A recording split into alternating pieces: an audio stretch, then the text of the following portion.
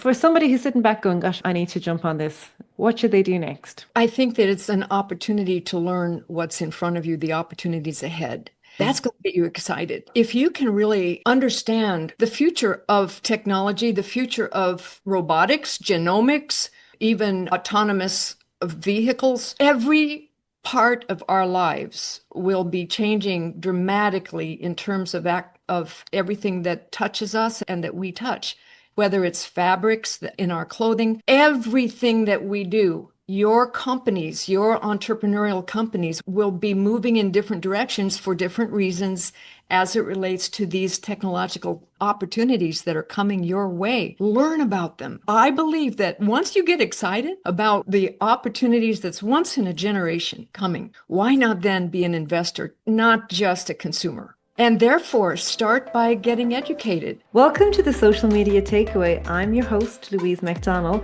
and this is the show for business people who want to know how to use social media more effectively to drive sales and leads for their business. If you enjoy the show, please make sure that you subscribe and please make sure you give us a 5-star review. And if you have any friends or family who you think will be interested in this particular episode, please be sure to share it with them. So today we are going to be talking about all things money, money, money, as ABBA once sang about. So I'm delighted to be joined by Lynn Kitchen. She is a financial expert with nearly 40 years of experience guiding investors towards sustainable wealth creation. One of the first women in the West Coast of the US to open her own brokerage, Lynn built and sold 2 investment advisor firms over her career and taught investment courses to thousands along the way. She is CEO of Money Talks, and she is on a mission to help people achieve wealth, build legacies, and live the life of their dreams. You're very welcome, Lynn. Thank you. Thank you so much, Louise. I'm delighted to be here. And I love the tone of that I truly am on a passionate mission to help people have the life they love living. And that includes money. It includes wealth. It includes all of the freedom and the choices that money gives to us, right? Yeah, so tell me, why do some people have a fearful or stressful relationship with money? Why do you think that happens? Great question. In a way, we all do, not just some people. I think in a way, we get conditioned. And we are products of our conditioning, let's face it. There are those of us who have been more privileged in our upbringing than others and have a lot more to recover from. And yet, people who come from very wealthy backgrounds oftentimes are the most messed up as it relates to money. Have you ever noticed happiness does not necessarily follow money? It's a complicated question, and I think the answer is quite individualized.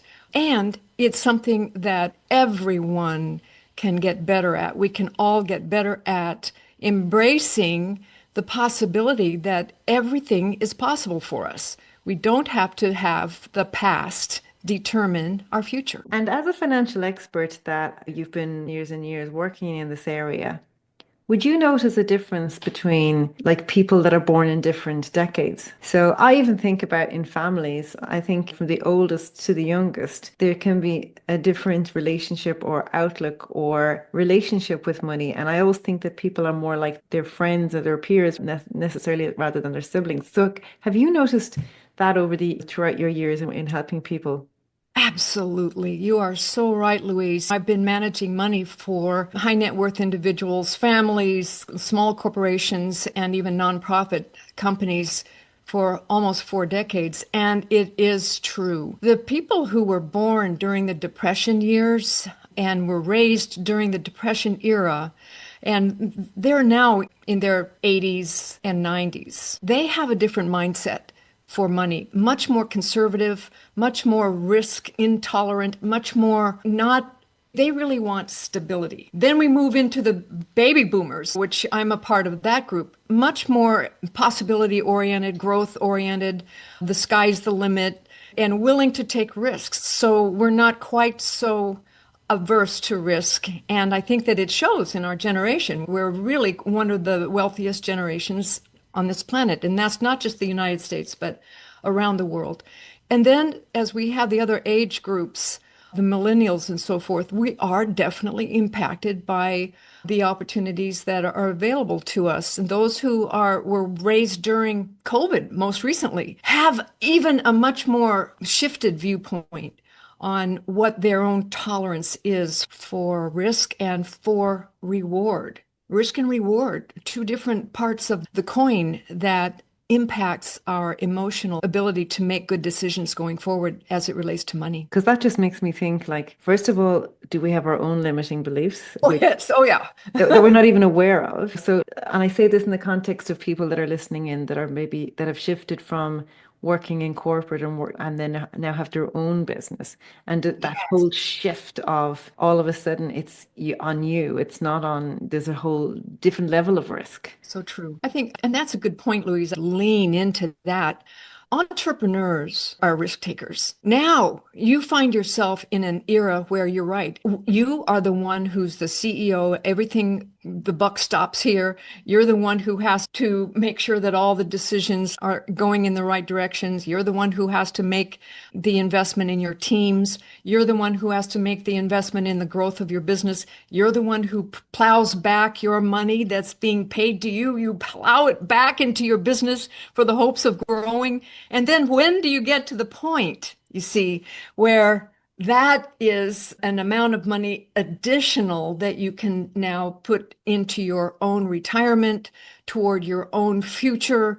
And then it's still up to you to figure out, now, am I going to be an ace money manager? Now, can I become a great investor? Now, can I make sure that my family's going to be creating a legacy and I'll have the kind of future that I want, that where my dreams can come true and where I can afford all of the luxuries and even maybe afford not to work if I don't want to anymore. And I see actually when in your bio, you were saying that you work with mostly women. Do you find that women and men have a different outlook? And is that why you've done that, or is that intentional? It is intentional. I think it's certainly men and women have a tremendous different outlook. And you can see that in the divorce rate. Most divorces are motivated by differences in money, unfortunately.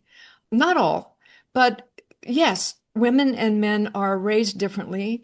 We have cultural conditioning differently. Of course, the intention that I began when I started giving back at this time in my life, after retiring and going through a lot of other things that I was exploring in my life. And then I had a thought about 3 years ago. I really would love to give back and empower women to be better ace money managers, to really take on the challenge, to learn how to invest well and to get rid of this reticence that a lot of women have. Oh, the investment world is foreign language. It's too scary. I can't get my arms around it. I don't know what's going on. No, you can learn. Everyone can learn. Now, that doesn't mean that I exclude men, and I very much am moving into couples, helping couples, because the dynamics between the communication as it relates to investing is so important that couples are on the same track moving forward. Yes, we can have differing opinions. And yes, we can have individual bank accounts and investment portfolios, and that is encouraged. And yet, a marriage, we're moving in the same direction together, are we not? And these things have to be talked about. And those are where I love to talk about what is your underlying reasons. For the sake of what are you actually in business as an entrepreneur? For the sake of what are you paying yourself and wanting to grow? For the sake of what will you actually have an investment portfolio that you can get excited about? And why not go in the same direction with the love of your life? That sounds really interesting. So, for somebody who is in business and who maybe is accumulating some money in their business, and maybe they've just been really here to date, just given it to their accountant to put into their pension or whatever. Right. But what advice could you give to them to think about maybe doing something a little bit differently? That's a great question. First of all, if you're just beginning, the important thing is that emergency fund. Absolutely. To put that into something safe where if something does happen like COVID, we had to have 2 years. Many of us absolutely lost abilities, lost businesses, lost traction, lost opportunities, and had to fund our own way for at least 2 years. That is an emergency fund that needs to be put aside and invested accordingly in safe assets. So yes, move there. Then begin to move into, as you can afford, $1,000 a month even, $2,000 a month even, and 5,000, whatever it is that you're paying yourself that then you can afford to build the next brick on the foundation of your wealth building program. Then you can take a little bit more risk with that and make sure that you understand what it is that you are investing in. I work with many clients who have money managers. They abdicate that responsibility to somebody else. But guess what? If they don't understand what's being done for them, if they don't understand the investments that are being invested in their behalf, the buck still stops here. We've had historically many investment firms gone bankrupt and gone to jail because they were not making the right decisions on behalf of clients that they said they were. Buyer beware is always the first to know what it is that you own and why you own it. I like to say, do you remember that old saying, Louise? It's 12 o'clock p.m. Do you know where your children are? I like to say the same thing. It's 2025. Do you know where your investments are? What do you own? What are they doing for you? How risky are they? Or what is the reward? When will they pay off for you? At what year? Do you have this plan so that you really have an understanding of being able to retire at the time that you want to? Do you want to work forever? No. Very interesting. I love it. And we find ourselves in the world at the moment. There's a lot of uncertainty. There's a lot of uncertainty. There's a lot of wars. There's a lot of political unrest. AI is beginning to disrupt everything. So I know that at the time that this is being aired, we're looking towards 2026. So what are your predictions or what are your recommendations now in a time of uncertainty? Louise, uncertainty is the very best time ever for opportunities ahead. If you are aware and can understand where to find really great opportunities. I love to say that the economy goes up and it goes down. That's what it does. That's normal. That's natural. We live in a wave cycle. It's like a wave mentality. You wake up in the morning, you go to sleep at night. That's a wave. The markets go up, they go down. That's a wave.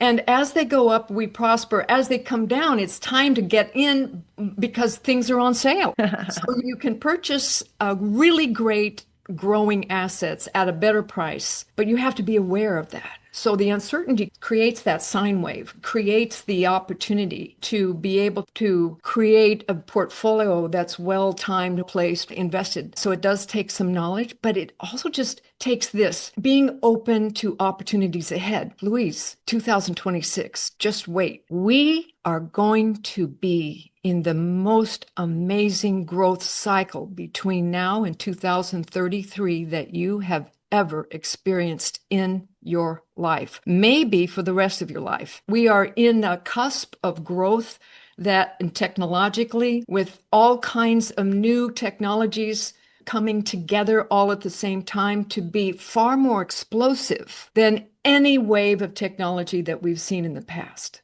We will not recognize our lives 5 years from now. By 2033, you'll have robots in your kitchen.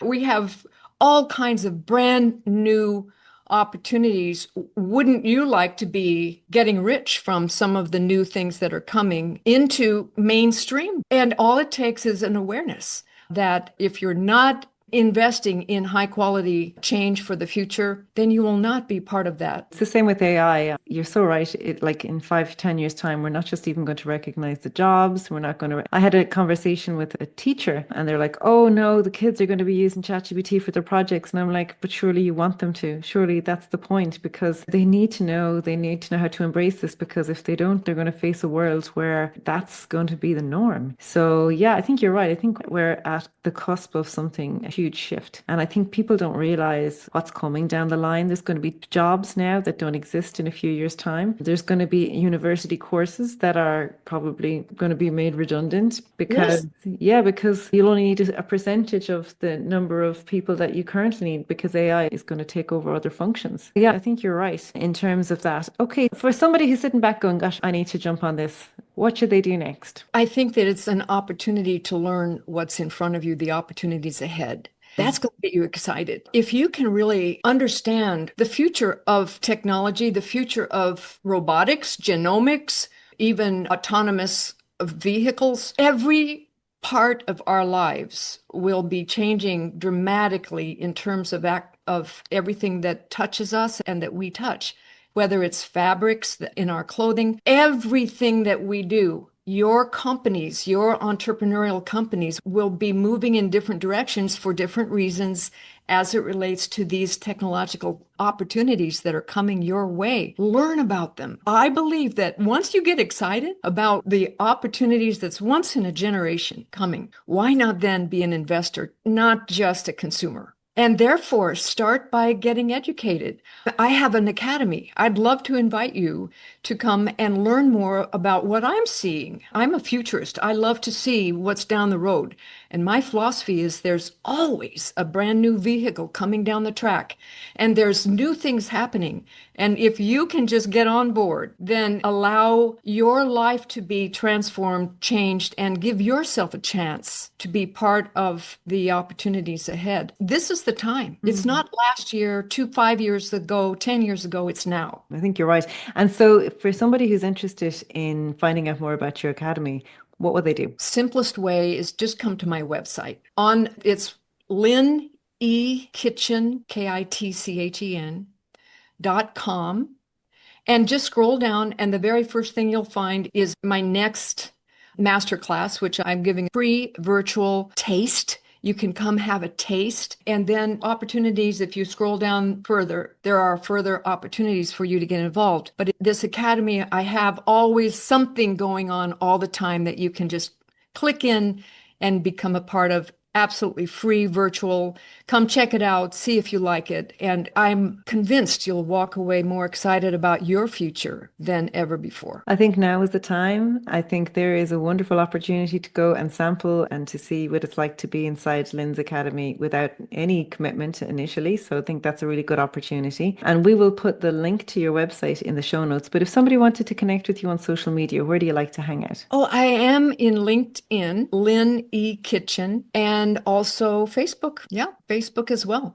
Those two places I post regularly. And I absolutely think that social media is going to be another growth area for all of us. And so let's be excited about the future. And Exactly. Louise, you're doing such a great job to help people really get involved with their own future as it relates to the growth of social media and how to communicate and how to build our businesses, build our lives for the sake of what? For the sake of the fact that, you deserve a life that you love living. So thank you, Louise, for being a bright light for everybody. No problem. I suppose the message from here today is just don't hand over your wealth management and forget about it. And then be involved. And here's the opportunity to get involved. Thanks so much, Lynn. Thank you so much. Bye for now. That's it, everyone. That's another episode of the Social Media Takeaway. If you have some feedback, make sure that you tag us on social media. You'll find me under Stell on Social M, or on LinkedIn, you'll find me under Louise McDonald. I'd love to hear your feedback and what you thought about the show. Make sure you hit that subscribe button so that you don't miss out on any future episodes. And if you know anyone who may be interested, be sure to share the show with them too. Thanks, everyone.